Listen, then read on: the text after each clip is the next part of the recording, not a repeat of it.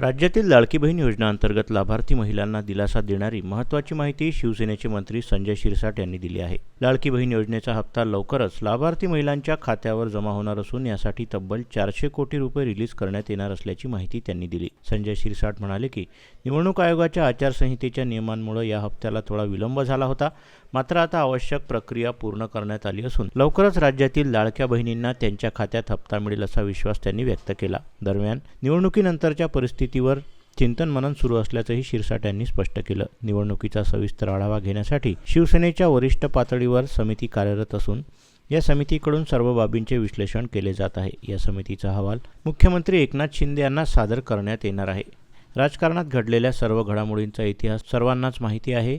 आम्ही घेतलेली भूमिका किती योग्य होती हे जनतेनं आणि कार्यकर्त्यांनी पाहिलं, असं त्यांनी ठामपणे सांगितलं. कुणी आम्हाला संपवण्याचा प्रयत्न करण्यापेक्षा आपला पक्ष रसातळाला चालला आहे का हे त्यांनी आत्मपरीक्षणातून पाहावं, असा टोला त्यांनी विरोधकांना लगावला. महापालिका युतीबाबत बोलताना महापालिका हे वेगळे आणि महत्त्वाचे क्षेत्र आहे. महापालिकेला मिनी मंत्रालय म्हटलं जातं. शहराचा चांगला कारभार व्हावा, विकास कामं सुरळीत व्हावी यासाठी युती आवश्यक आहे, असं मत त्यांनी मांडलं. नाशिक आणि रायगड पालकमंत्री पदाच्या तिढ्याबाबत शिरसाट म्हणाले की हा विषय सध्या मुख्यमंत्री कार्यालयात प्रलंबित आहे. गेल्या वर्षभरापासून हा प्रश्न रखडलेला असून यावर मुख्यमंत्री एकनाथ शिंदे लवकरच निर्णय घेतील अशी अपेक्षा त्यांनी व्यक्त केली.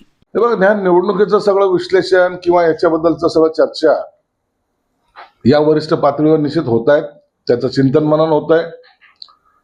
पराभव कशामुळे झाला किंवा पराभवाचे कारण काय, कोणत्या जागामध्ये काय काय अडचणी आल्यात, या सगळ्या बाबीचा आढावा एक शिवसेनेची कमिटी ही घेते आणि याचा सर्व अहवाल हा एकनाथ शिंदे साहेबांकडे दिला जाणार आहे. नाना पटोलेंचा एक मोठा दावा आहे, महाराष्ट्रात मोठी राजकीय घडामोड होणार आणि येत्या आठवड्यात भाजपच अजित पवार आणि एकनाथ शिंदेचा गेम करणार असं. तुमचे संजय जाधव पण त्यावर असं म्हणाले की भाजपनं आधी ठाकरेंना संपवलं, आता शिंदेंना संपवतंय, त्यामुळे दोन्ही शिवसेना एकत्र येण्याची गरज आहे असं सांगतायत. आता राजकारणाच्या मध्ये ज्या काही घडामोडी मागच्या 3-3.5 वर्षामध्ये झालेल्या आहेत, याचा सगळ्याला इतिहास माहिती आहे. वेळेवर ऐकलं असतं तर काय बदल घडले असते याची जाणीव आता त्यांना झालेली आहे. आम्ही घेतलेली भूमिका किती योग्य होती हे आता अवघ्या इतर सर्व पक्षांना कळालेलं आहे. म्हणून काय घडामोडी होतील, कसं होतील आणि कोणी आम्हाला संपवण्याचा प्रयत्न करतंय हे यापेक्षा आपले पक्ष कसे आणखीन रसातळाला चालले याच्याकडे लक्ष द्या. आम्ही मजबूत आहोत, चांगल्या पद्धतीने काम करत आहोत आणि आता सगळे जे रिझल्ट पाहिले तर त्याच्यामध्ये आमचा परफॉर्मन्स सगळ्यात चांगला राहिलेला आहे. तुमचे मित्र संजय राऊत असं म्हणताय आणि मुख्यमंत्र्यांची दावोसला पिकनिक सुरू आहे. दावोस मधील परिषद ही हास्यास्पद ठरत आहे. अनेक कंपन्यांचे मुख्यालय मुंबईत आहे. करार दावोस मध्ये का? दावोस मध्ये करार करण्याच्या मागचं कारण जर यांना माहिती नसतील तर त्यांनी याच्यावर भाष्यच करू नये. मुंबई ही जगातली, भारताचीच नव्हे तर जगामध्ये आर्थिक राजधानी या मुंबईला मानलं जातं. म्हणून जगातला प्रत्येक उद्योगपतीचं कनेक्शन हे मुंबईशी निश्चितपणे आहे. आणि दावोस हे एक असं ठिकाण आहे की ज्या ठिकाणी जगभरातले लोक, उद्योगपती एकत्रित येऊन आपली इन्व्हेस्टमेंट कुठं करायची यावर तिथं निर्णय घेतले जातात. म्हणून मुंबईचा उद्योगपती तिकडे गेलाय का लंडनचा उद्योगपती तिथे आलाय यापेक्षा किती उद्योग आपण आणतोय याला महत्व आहे. आणि म्हणून देवेंद्र फडणवीस साहेबांनी जो काही केलेला प्रयत्न आहे तो खऱ्या अर्थानं अत्यंत चांगला आहे. एका दिवसामध्ये एवढे मोठे करार होणं ही सुद्धा एक ऐतिहासिक नोंद घेतली जाणार आहे. कॉफी विथ कौशिकच्या कार्यक्रमामध्ये खासदार नरेश म्हस्के म्हणतात की जोवर जमते तोवर ठीक, नाही तर सोडलो. राजकारणामध्ये असंच असतं ना, जमलं तर पण ठीक आहे.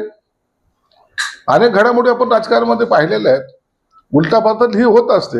म्हणून आता कधी काय राजकारण बदलेल यावर आता कोणीही कॉन्फिडेंटली बोलू शकत नाही. म्हणून आजची भूमिका आमची शिवसेना भाजप बरोबर युतीमध्ये आहे आणि आम्ही त्या पद्धतीनेच काम करणार आहोत. जिल्हा परिषदेमध्ये तुम्ही सगळ्यांनी युती केली, आता अखेर ठरलं. महापालिकेत ज्या चुका झाल्या त्या पुन्हा होऊ नये म्हणून ही सगळी तयारी म्हणाली. तसं नाहीये. महानगरपालिका हे वेगळं क्षेत्र होतं. जिल्हा परिषद हे मिनी मंत्रालय मानले जातात आणि मिनी मंत्रालय म्हणजे प्रत्येक ग्रामीण भागाशी असलेला कनेक्ट हा जिल्हा परिषदच्या माध्यमातून होत असतो. म्हणून युती करून आपला कारभार हा चांगल्या पद्धतीने तिथे करता यावा म्हणून ही युती आहे. नाना पटोले विषय राहिला, भाजपच एक अजित पवार आणि एकनाथ शिंदेचा गेम करणार. भाजप कुणाचा गेम करेल यापेक्षा नाना पटोलेचा गेम कोणी केला हे त्यांना माहिती आहे. इतका मोठा नेता परंतु त्याचा गेम कसा झाला याच्यावर त्यांनी चिंतन मनन केलं पाहिजे. नाना राजकारणामध्ये गेम करणारे कोण कोण आहेत त्याची जाणीव तुम्हाला चांगल्या प्रकारे आहे. अंतर्गत जे काही गेम चालले त्याच्याकडे लक्ष द्या.